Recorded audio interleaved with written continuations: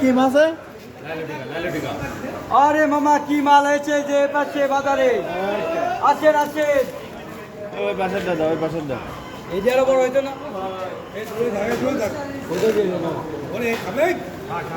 আসেন আসেন আসেন। দুটো কট্টু খেয়েছে। ওরে কাকা কি মাল? মোটে 220 টাকা বেচতেছে মামা। তেলাপিয়া 140 রোজ তেলাপিয়া হবে। থেকে ভালো হবে।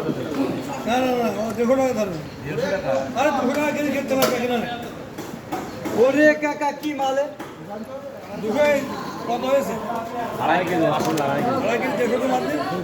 তো তিনটা মাথা। কি আটা দিতে হবে? কি বাবা, আপনি ভিডিও করতে আপনি? হ্যাঁ